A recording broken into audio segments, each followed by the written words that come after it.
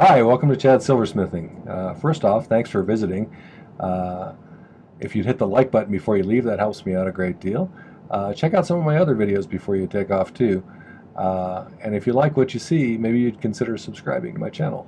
It's growing. I'm putting out multiple videos a week, and I think they're relatively useful. So that being said, today's topic, I'm going to make something that I just call a freeform ring.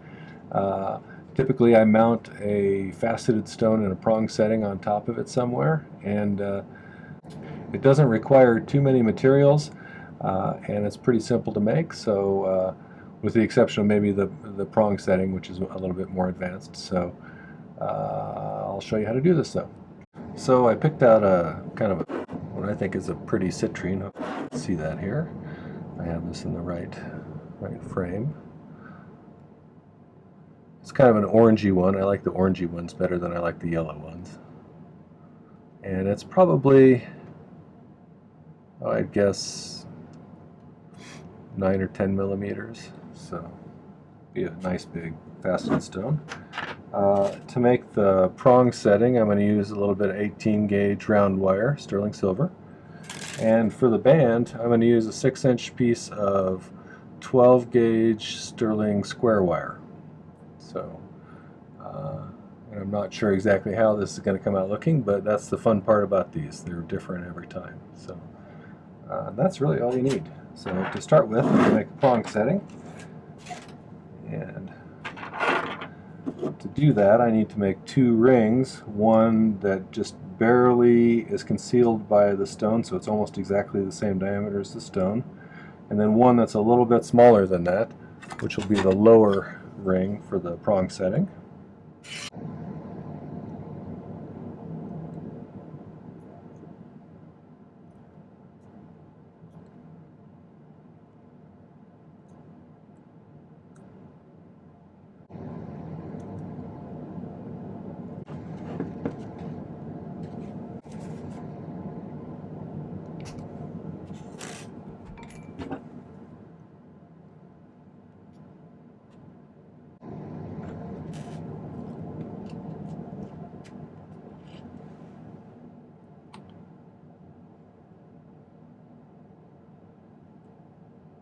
So I'm setting the faceted stone upside down on top of the ring to see if I can still see the ring, and I still can a little bit, so I'm going to make it just a tiny bit smaller than that.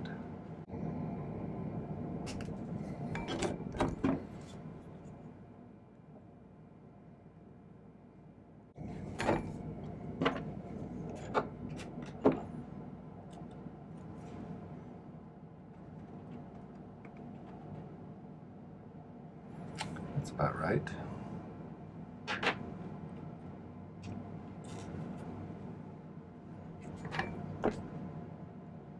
The second ring I'm going to make so it almost fits inside of the other one. It's typically how big. And depending upon how you want the setting to look, if you make a smaller one than that, it's going to have more of a V shape like that. If you do one that's similar in size to this one, it's going to have more of a straight up and down kind of look. So I like to have them V out a little bit personally.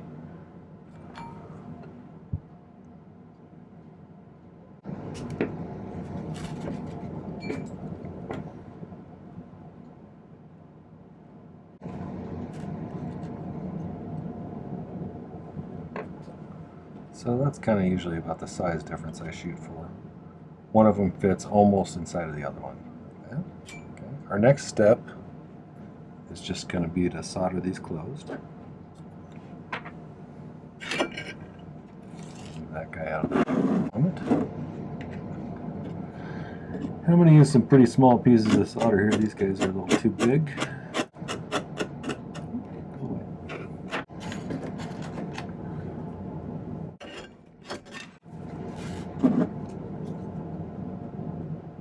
When I first started doing these videos, I didn't realize how much I throw tools around until I had to edit out loud sound noises in the videos, because I constantly pick up a pair of pliers, and when I'm done with it I just kind of chuck it over there. So I've tried to reduce my throwing of tools.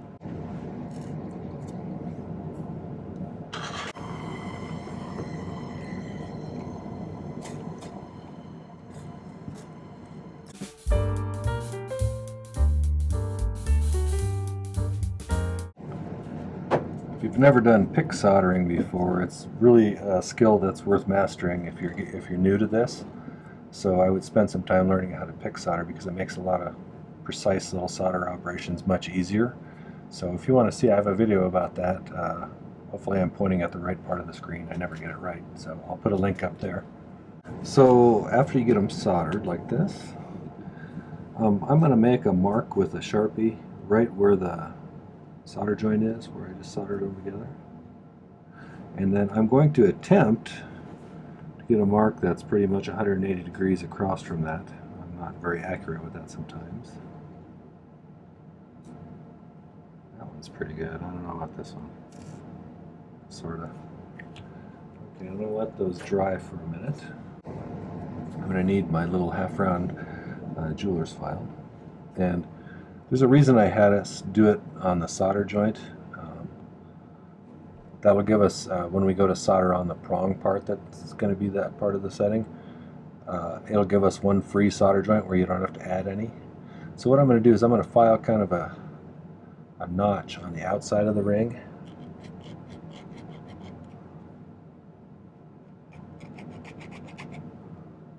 Doesn't have to be super deep.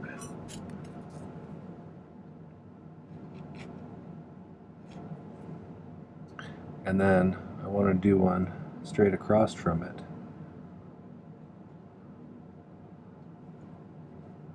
And have another notch on the outside as well.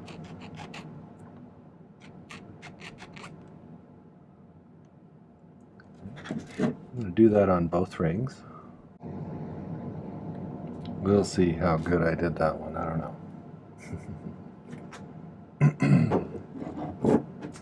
So the rest of this 18 gauge wire is going to become our prongs. Straighten this back out a little bit.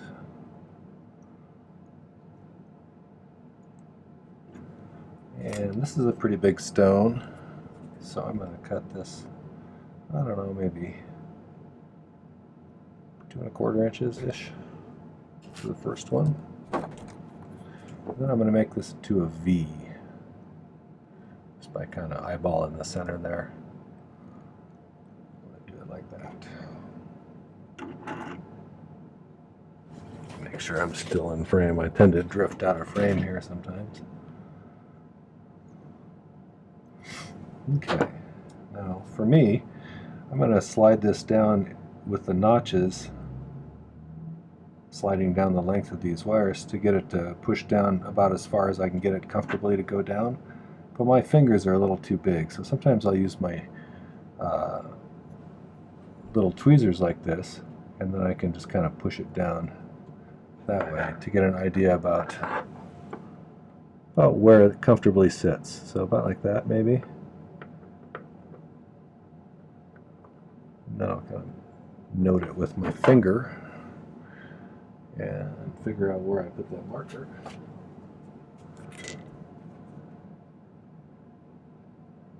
And so I'm trying to get them relatively straight across from each other.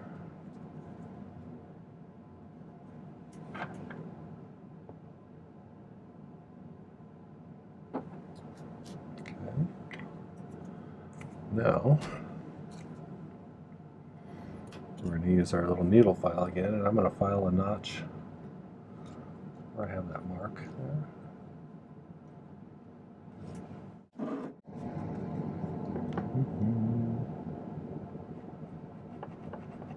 Picked up the dull one again.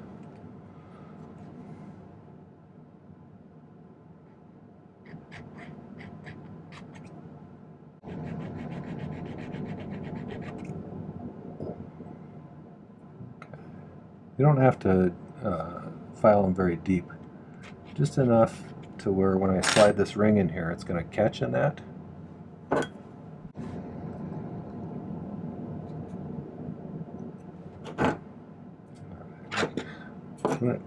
When it sits right, you can kind of feel it pop in there. Okay, so hopefully you can see that's in there. I want to make sure it's sitting perpendicular to my prongs that are sticking up here. When I go to solder these, These ones are a little tricky, so this is probably more of an advanced beginner kind of project. At least this part of it. You could make this whole ring that I'm making with a piece of 12 gauge square wire that I'm going to use for the band. You could mount bezel set stone on the outside of it as well, and that would also look pretty. I've done some of those before, and I like the way they come out. So this one, they're really flashy and nice looking. When you do solder these, you want to tilt it a little bit, but you don't want to tilt it too much because gravity can kind of pull this one apart. So see if I'm on my game today or not. Some days I'm better than others at this. So remember a minute ago I mentioned that I did that on one of the solder joints on purpose. This is where we get the benefit from that, because all I have to do is heat this and one of those will solder as long as I heat it correctly. And the trick to doing these, by the way, is heating from below. Like, see how I have my torch sideways like this? Push the heat upwards. Those wires at the top are super easy to melt if you're not careful. Okay, so I just got a free solder joint there because there was solder already in place. Now I pick up another one here.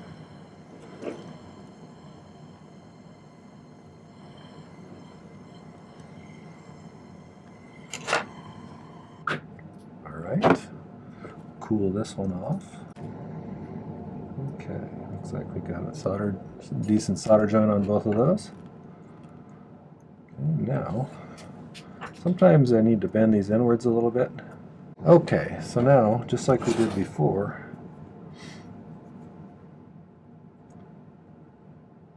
I probably could just use my pliers with these bigger rings. This is a pretty big faceted stone.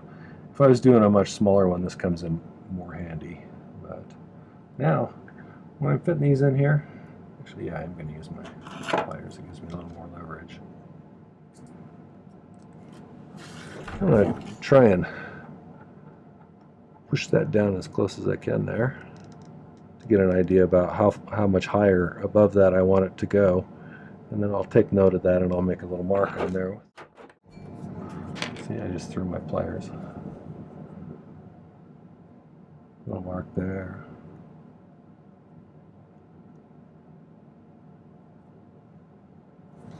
Maybe I'll use that as kind of a rough guide to where I will file this notch.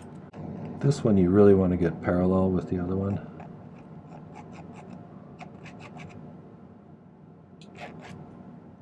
Took me a few tries when I first started doing this to get these to look nice. And we'll see how straight across from each other I filed those. It's a toss-up.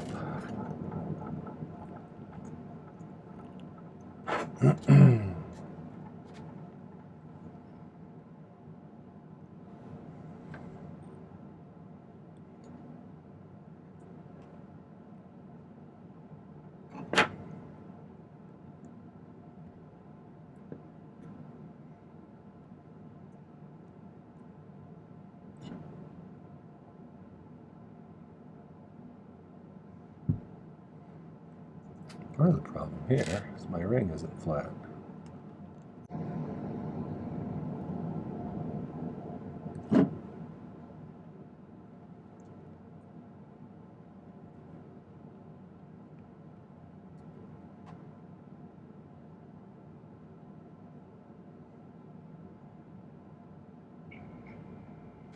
Okay, so that's relatively straight. We'll go with that, call it good.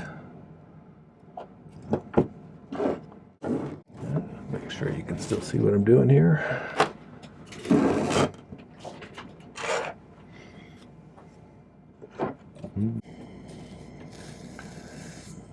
For anybody who's wondering, I'm using hard silver solder for this. If you're one of those people who uses multiple types of solder, you can, gradually use the lower melting temperature ones if you need to in these.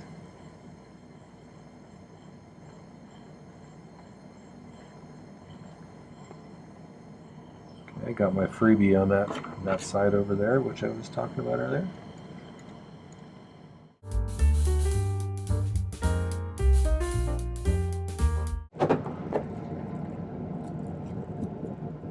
Okay, so now we got those soldered together.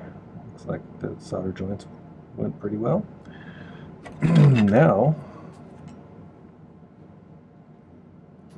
I usually kind of eyeball this. Not a big on measuring stuff, but kind of finding the center of the ring in between the other two prongs that I just did. And then marking where that is. And this last piece of 18 gauge here. I don't think he needs to be quite that long. Cut a little bit of that off. Okay. And this one, for the second V here, I find it best if I go against the way this thing curves. If you hear that noise, that's my dog scratching over there in the chair.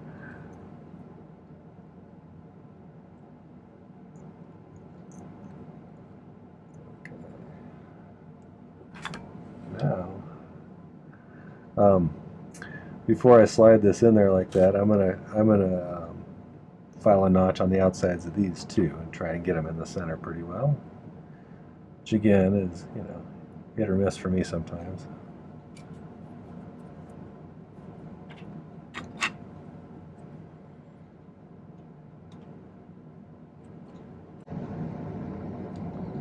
We're gonna call that good enough.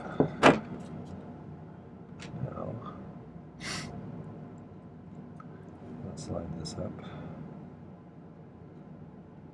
Let's see what I'm doing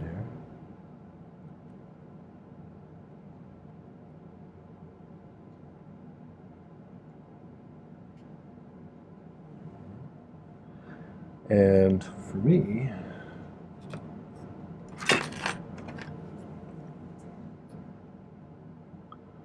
so trying to get 4 notches, this one, this one, this one, and this one lined up all in the right spot is pretty hard. As long as the bottom wires are in contact with that ring there, I'm just going to file a notch on the inside of this vertical prong that's going up, and not for the second ring down below.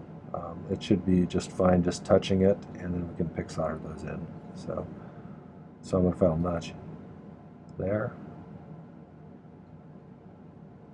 And there. Okay.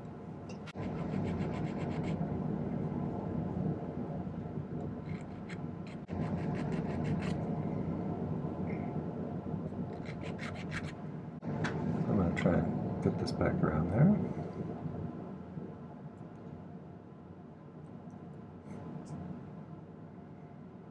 Sit in place, hopefully. It's okay to bend them in just a little bit like that, if you think it'll help to hold it in place.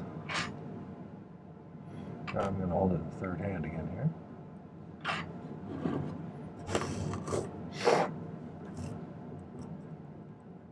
I don't get any free solders on this now because I got 4 separate ones that aren't on the solder joints from the previous rings. So this is where the sketchy part comes, if you're going to have a sketchy part.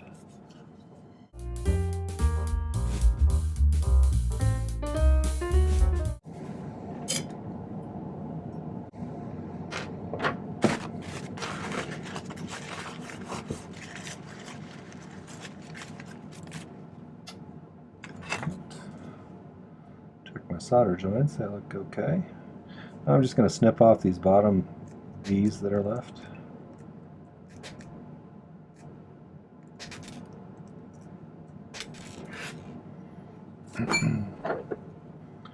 Straighten these out a bit.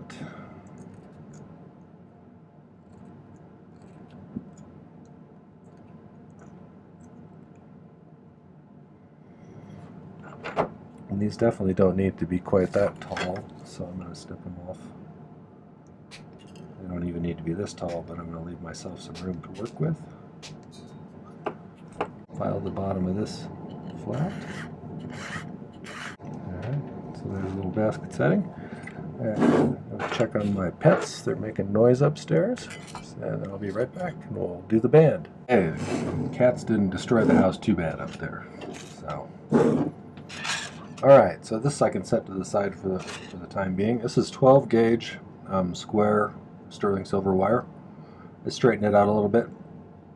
What I'm going to do is I'm going to make a random shaped band out of this by making a series of sharp angles and curves and then bending it around a mandrel. It's kind of easier to show what I'm going to do than it is to explain it. So I'm going to go ahead and find the center of this. It's about 6 inches long.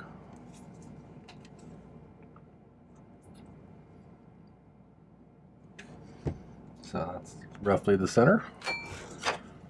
And I think I'm going to start by filing a notch here with the corner of the bastard file that I use here. It makes for a nice, if I want to get a real sharp bend, if I file a diagonal notch like this,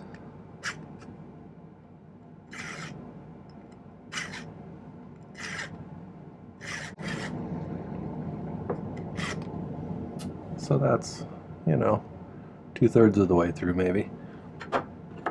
What that allows me to do is make a much sharper bend than if I just bent this thick square wire like that. So yeah, more of a 90-degree angle.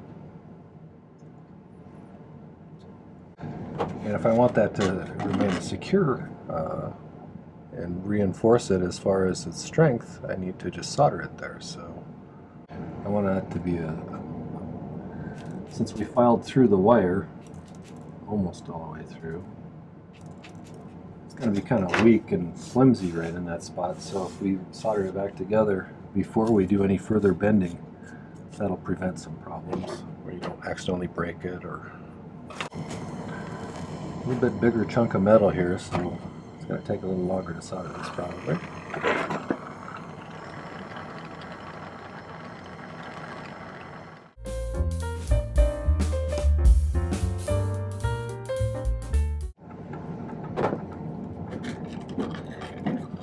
One of the things to note is that with square wire, when you bend it, it has a tendency to try and torque sideways. So since we're going to be bending this again around the mandrel after we get it shaped the way we want it here, it might be conducive of you to try and control that twist a little bit. So now I'm just going to start playing with the shape here. I think I'm going to go this way to start with.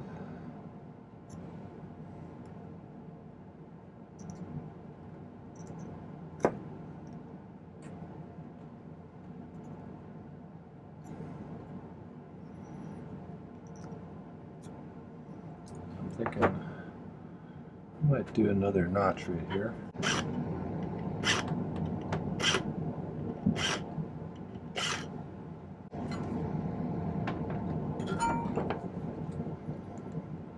Bend this back the other way.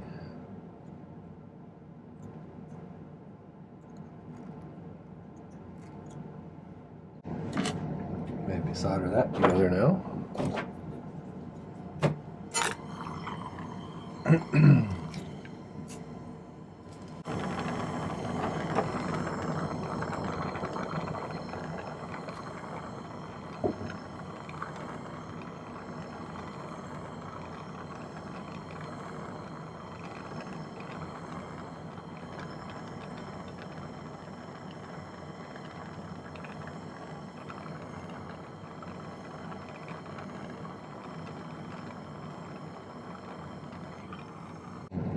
If I bend it around this way now.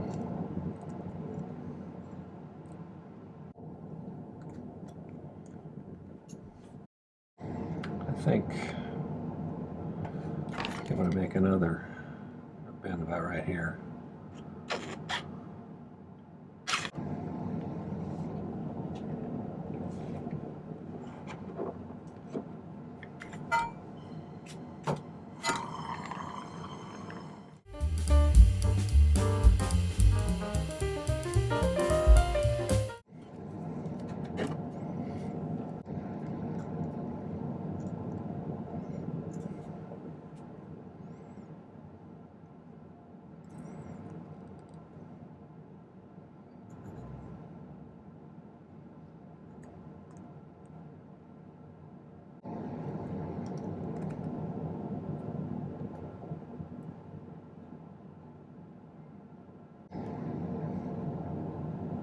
I think you can go two ways here. You can either kind of have both ends end up on one side and then wrap them around and do something with them so they don't quite connect with this other side after I make it into a ring. Or you can do one end going this way and one end going this way, and then you can overlap them in some way. I think this one I'm going to do to one side and then wrap it around and have it open-ended. So you'll see what I mean a little bit better in a minute here.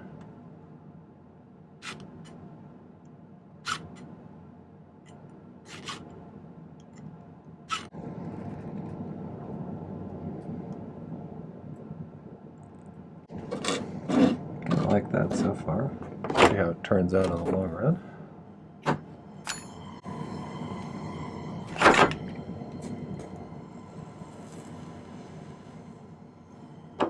Okay, I might take my file at this point and smooth out some of these solder joints I created.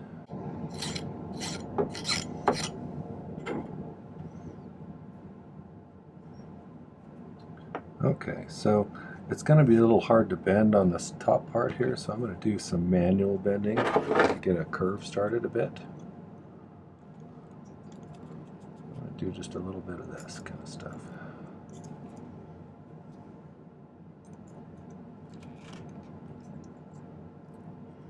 You'll see that parts of it want to bend more than others, so you may have to go back and do a little bit of manual stuff like I'm doing here.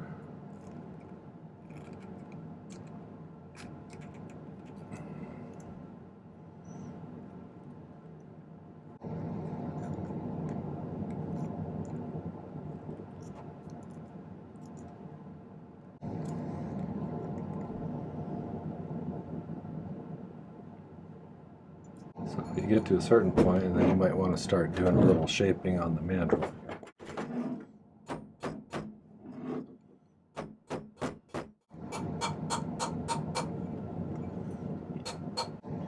So I think I'm going to do one little tweak at the end of this here.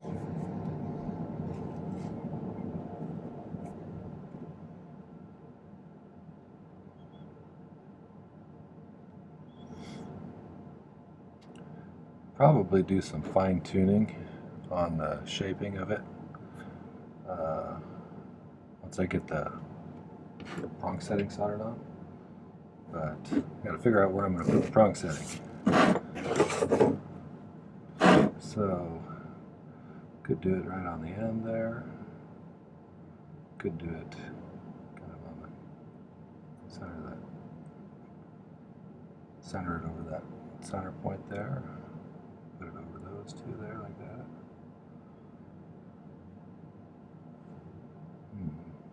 So many choices.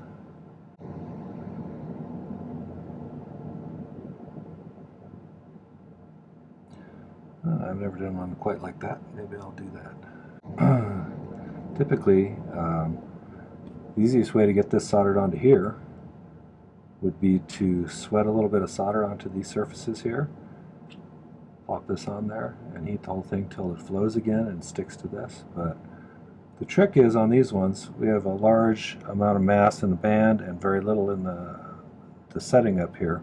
So you got to focus most of your heat on the band part where most of the mass is in order to get it hot enough without melting that bezel, or not bezel, prong setting on top there. So let's see if we can figure out a way here. So I'm going to pick solder a little bit right there and there, and then I'll flux the bottom of that, and then we'll see if we can't get it to stick there. So.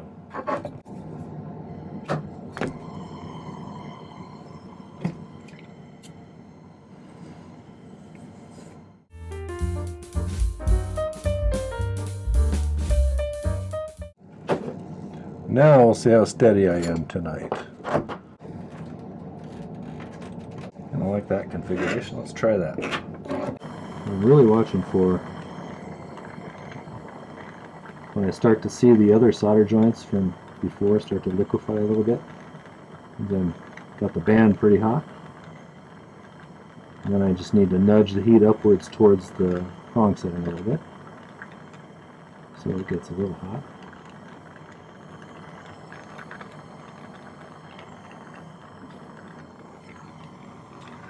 Saw a little drop there, so I think that's probably a good sign. Let's take a peek at it. Okay, that looks good on that side, that looks good on that side. Alright, so I'm going to toss this in the pickle, and then we'll give it a little time to clean up. I'll do a little Dremel work on it, and then we'll set the stone and polish it.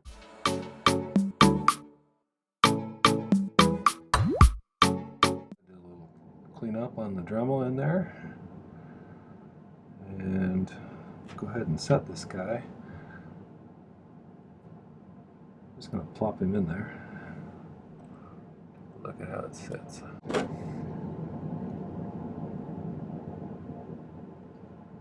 So right where the girdle of the stone meets the inside of the prong, I'm going to file a little bit of a narrower spot.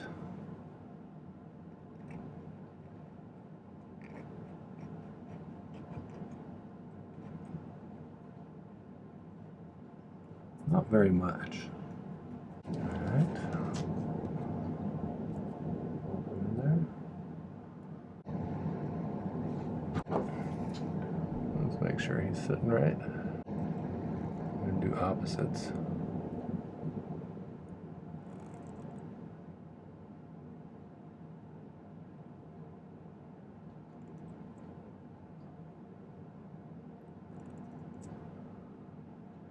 Now I'm going to check to see if things are sitting the way I want them to sit. Looks pretty good. Now, we've reached the point where these prongs are too long and in the way, so I'm going to snip off just a little bit more. Not close to even where I'm going to finally snip them off to. But I've got it held in place at least. So now, next thing I'm going to do is I'm going to use the flat side of the needle nose pliers here. Just push those down. You want to make sure it's laying down as tight as you can get it. Then we're going to cut about, the girdle facets are the facets between the girdle and the table facet, which is the flat spot on top of the stone.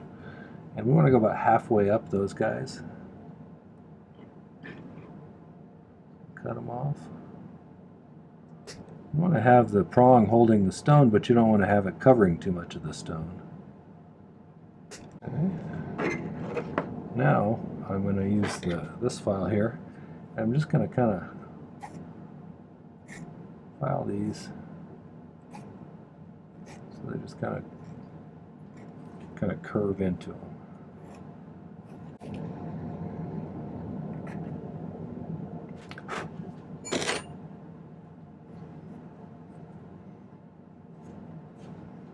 Okay, so I guess I'm going to go polish this, and then I'll come back and show you the result, and then I'll take some better pictures and put them at the end of the video. There's the product.